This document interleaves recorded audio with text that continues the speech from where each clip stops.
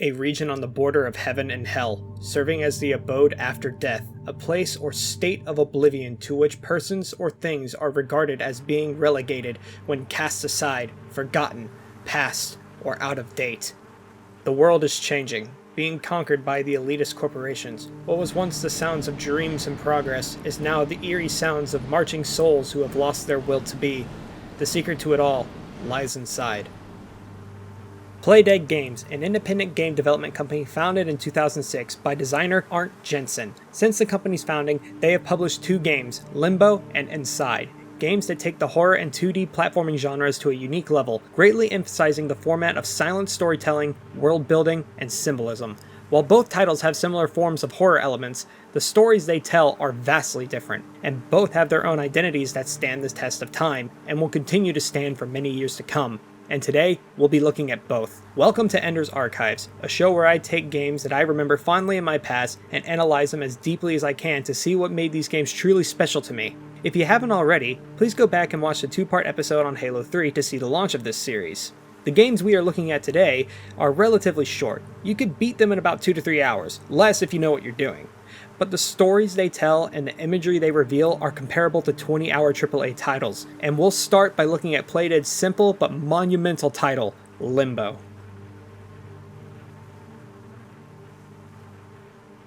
Silent storytelling is a very rare art in gaming. More often than not, games rely on a tangible narrative to give purpose and light to their stories. Limbo does the opposite. Nothing is told to you. You just wake up in a world of black and gray, dimly lit by the faded sun. It's very eerie as it is beautiful, and the way it expresses its horror side is very unique. It doesn't follow the tropes of most modern horror stories. Limbo's horror elements rely purely on the mysteries of its world and the challenges it throws at you. You could choose to do nothing and be completely fine, or face what lies out there. It could either benefit you or be your demise, and sometimes both. There's really no telling. You only have one direction to go, and that's forward into the unknown world of Limbo.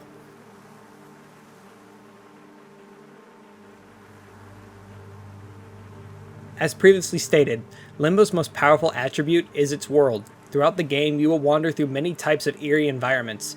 Forests, giant spider nests, tribes of lost souls, rolling cliffsides, and abandoned buildings filled to the brim with deadly machinery. You never stay too long in one area, so nothing feels stale or overbearing, yet they all transition so smoothly it's like you never even noticed you wandered into a new area. You're just wandering to your next destinations, searching for something. Limbo's soundtrack mostly consists of white noise depending on where you are, but every once in a while, chords of despair or enlightenment will play in a scene of sadness or discovery, and it never fails to send a shiver down your spine. Don't get too lost in the world's beauty. Despite the world seeming calm in most areas, Limbo is very dangerous and clever with its traps and monsters. With every new landmark, there's something to be wary of, and they match perfectly with their environments. Not to mention the dark imagery and depressing visuals of abandonment and rot that remind you of where you are. The balance between beauty and despair is unrivaled, and told incredibly through the visuals alone, making Limbo a true work of art. Let's take a look at one of my favorite parts in the game, what I like to call the Tribe of Lost Souls. The imagery presented to show you how brutal this world can be is stunning. After running away from this giant spider who has gone through countless measures to try and hunt you down, to the point where it's on its last leg, you feel how big of a threat these creatures are to the world. So much so, the tribe builds a device that is similar to the first spider encounter. Once you see it up close, you can obviously tell it's a fake, but they tried so hard to make it convincing, with the multiple legs and the pointy ends that can kill you. You then see the countless corpses that lay across the camp, and the traps these people set are terrible and tricky. The tribe members never face you head on until the end of the segment.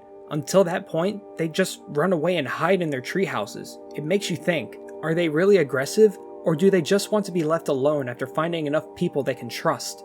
It's this kind of silent storytelling that makes Limbo so special. Constant tragedies and brutal scenes are shown to you throughout your journey, and yet you're able to piece together what happened without being told a single word. And these tactics of storytelling are also used to show you the mechanics of Limbo before they even happen. Limbo has some of the most genius level design I had ever seen. Everything that you need to know is explained to you through pure imagery alone.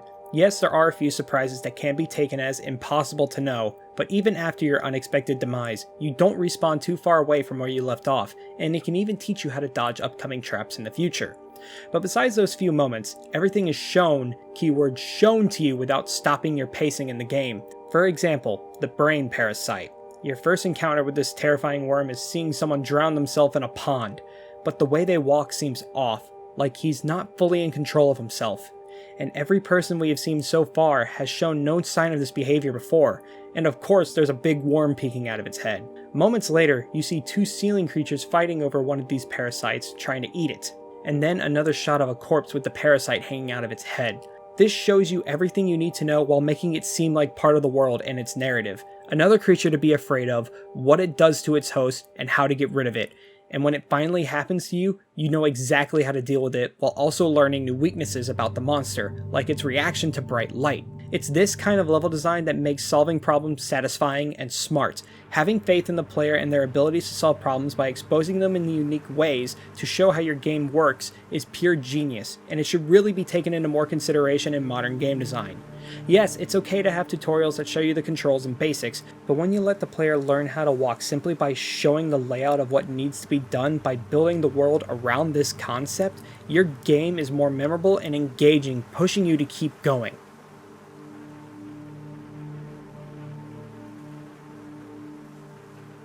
Limbo does not waste your time, nor does it take a lot of it. A blind playthrough, you can beat this in about 2 to 3 hours. You can beat it even faster if you know what you're doing. And I can't decide if the shortness of the game is good or bad. On one hand, I'd love to see more of the world and maybe find more clues to why I'm here. The most you see is a girl playing in the dirt at the end of the game, and that's it. The purpose of the boy is never shown nor explained in any context. Most of my interest lied within the world itself and forming my own narrative of what I saw, more than the narrative was as the character I'm playing as. In the description of the game, it says you're trying to find your sister, and there are some other theories floating around, but the game has no way of confirming that. It could be a close friend, cousin, childhood crush, a parent in a childlike state. There's no way of knowing, or even how I got to Limbo in the first place. It just feels not complete. A narrative that is just unsaid. Then there's the other hand where I'm glad the game stayed fresh with its ideas in short spurts and constant innovation of the game's mechanics rather than feeling like they overstayed their welcome, and its shortness benefited that. Do I recommend it? Absolutely. This game is a certified classic and a monumental step in world building and game design. Does it make sense? No, not really. But now it's time to see the evolution of Playdead games and see how they expanded on the ideas of Limbo with their most recent title, Inside.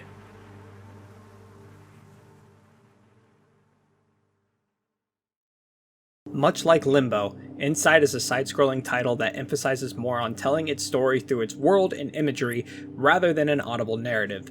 Playdead took what they had learned from Limbo and built on top of that foundation to create Inside. It has the same side-scrolling puzzle-solving platforming we all know and love, but instead of a 2D design, we now move to 2.5D.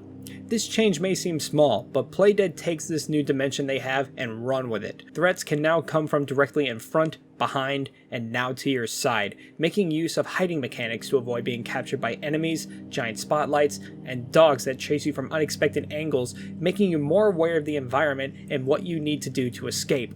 This new layer of depth also adds to the world's scale, as you can now see more clearly the size of what you're up against and how big the challenge you are taking on. Traversing through forests and rundown farms filled with pig corpses, ominous empty roads and landscapes with massive buildings you sneak inside.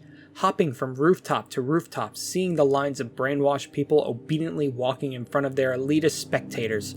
The extra layer of depth that Playdead took with this 2.5D approach shows the pure talent the developers have with silent storytelling and level design. The new mechanics they added are also interesting.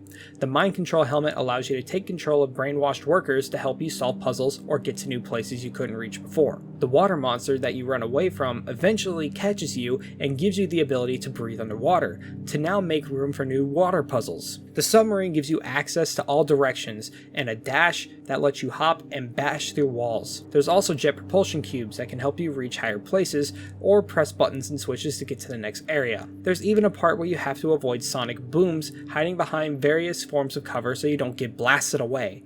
And all of this is woven beautifully into the world's narrative, making it seem not out of place or feeding into the one argument that was like, man, they made this specifically for this one situation. Playdead takes the puzzle and level designs and builds the world around them to give them meaning or add to the narrative.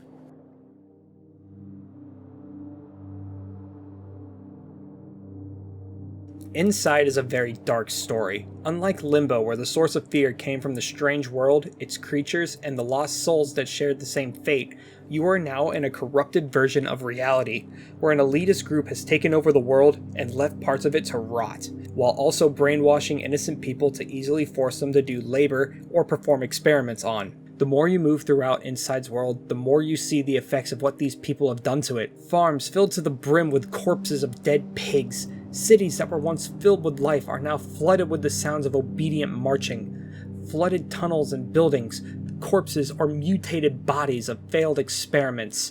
Parasites being used to infect the minds of the innocent in large rooms filled with gravity-defying water. And you are just a child having to go through all of this. After traversing this utopian nightmare, you see what awful project this group has been working on. Human mutation by merging and deforming hundreds of bodies into a single mass, and it is the most fucked up experiment I have ever seen in any form of game media. And you play as this abomination. While trying to free it from the device that keeps it at bay, you get sucked into the mass and merge with the monster, then proceed to wreck and tear apart the corporation, flattening all that get in your way, until you break into the office that holds the person behind all of this and brutally murder him by crashing him through the window and splattering his remains against the ground. The goal is in the game's main title. It's get inside. But this game also suffers the same flaw as Limbo, where it focuses more on the atmosphere and less on the goal of the main character.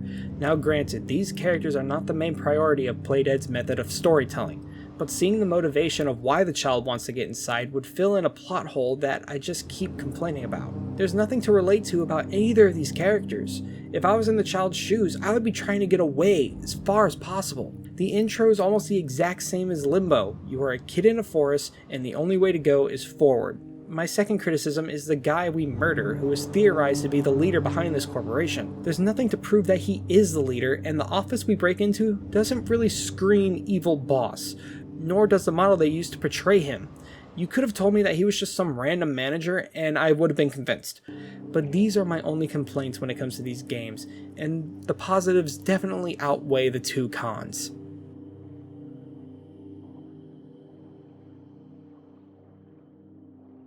Limbo and Inside are both bite-sized monuments in silent storytelling, horror, and game design. Both titles share the same core elements but rely on different worlds and mechanics to tell their stories. Rather than focus on the tropes and cliches of modern horror, everything is shown to you and is the primary tool using when expressing the game's narrative. Though they lack character development, the characters are not the primary focus. It's the world you explore and the events you witness that drive the player to continue down the road ahead. And with brilliant level design and unique mechanics that flow across both games, I'd recommend both these titles in a heartbeat. Thank you so much for watching, and I can't wait to see you guys in the next episode or in one of my streams or game reviews. Thank you so much again.